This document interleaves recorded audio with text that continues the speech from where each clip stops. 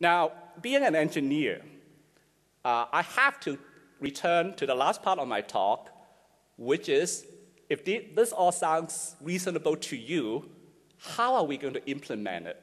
How are we going to make it happen? So the last question I'm going to share with you is, what learning experiences would best prepare our young people for the workplace of tomorrow? Again, I remind you that there's no conflict between preparing them for work and preparing them for responsible citizenship and a productive life. Now, John Tech published the Learning Paradigm College in 2003, and it was generally held as a very important book in higher education in the US, at least. And you can actually skip the book because the main point is here. Well, John may not agree, but anyway.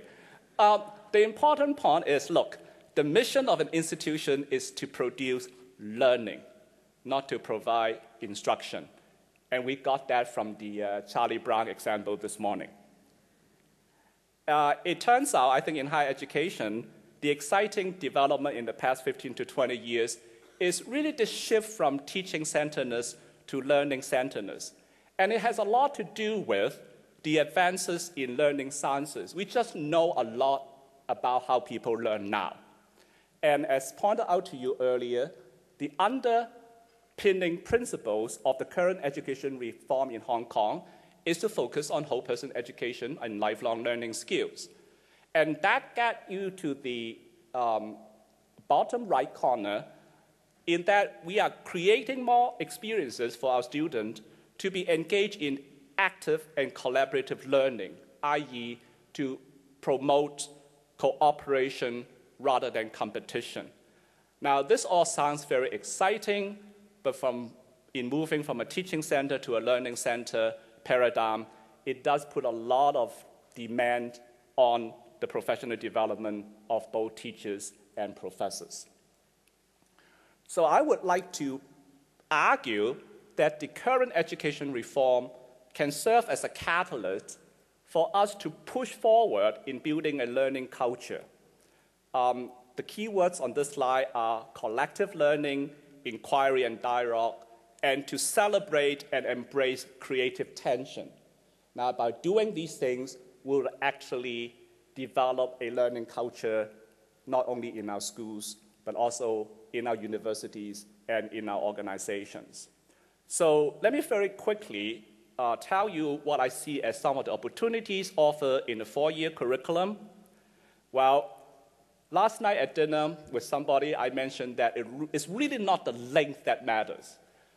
You can have a 5-year university education that doesn't produce much learning.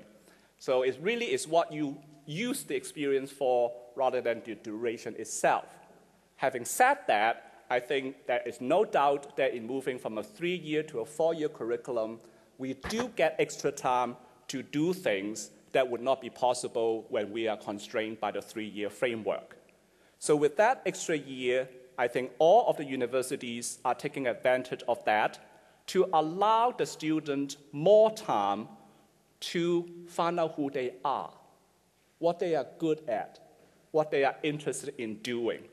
So that the example that our chairman actually used is now we are moving, at least at my institution, to school-based admission, and I know that is the same in many other sister institutions in Hong Kong. At the same time, with that extra time, we are all trying to reach a better balance between specialization and generalization in our curriculum. We now believe that a lot of learning does happen outside of a formal curriculum or outside the confines of a classroom. So we have made available to our students more choices of what I call purposeful learning experiences, such as exchange internships and service learning. And finally, and this is something that I am kind of pushing for right now, is it gives us the opportunity to build what I consider as learning communities. Now, a learning community is simply a place where people just get together for the intellectual interaction for the purpose of learning. We are a learning community right now. even though you may argue that you are not getting much intellectual stimulation from this speaker. But the fact is, we are here trying to learn together. And as the chairman just described, what we are trying to do now is to empower our students to design their own learning experiences. In other words, we put them in a position to teach. All right?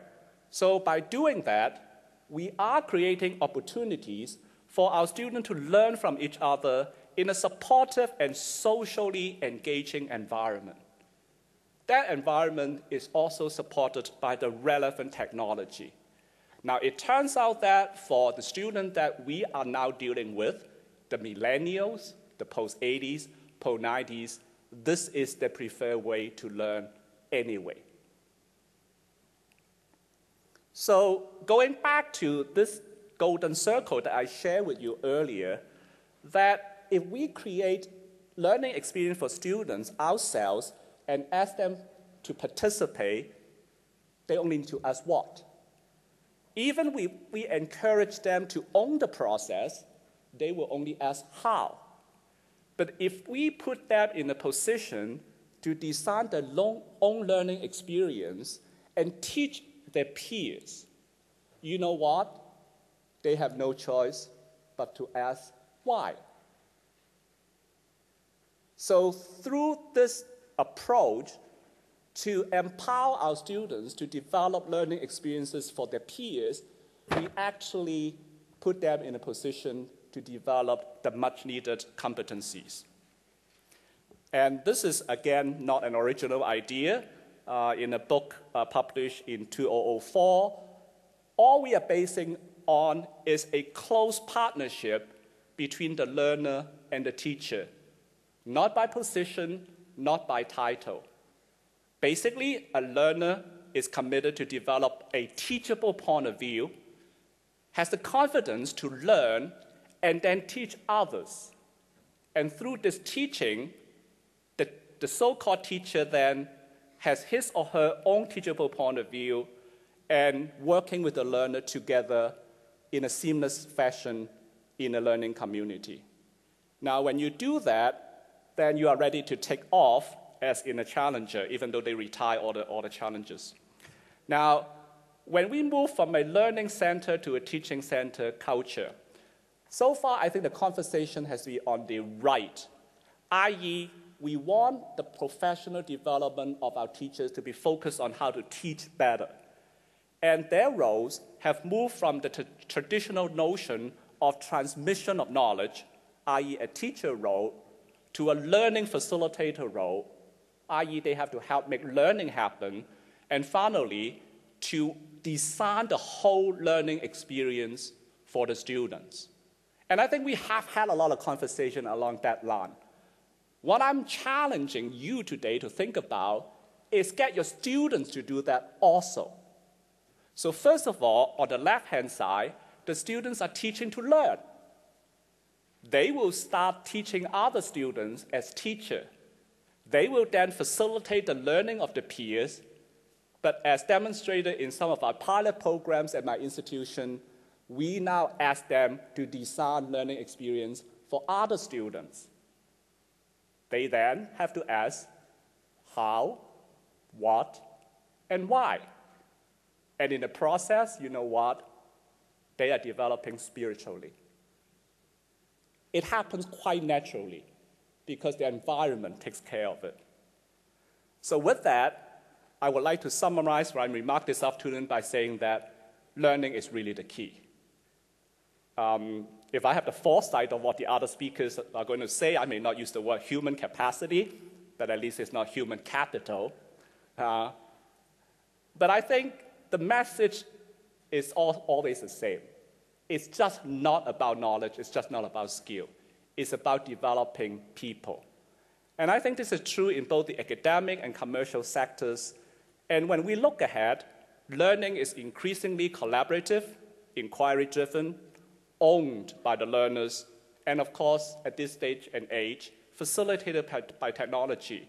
And I hope that we will join hands as one big learning community to create such learning communities and environments not only at our schools, but also at our universities and organizations. Because if we do that, then, oops, Hong Kong will be a learning society. Thank you very much.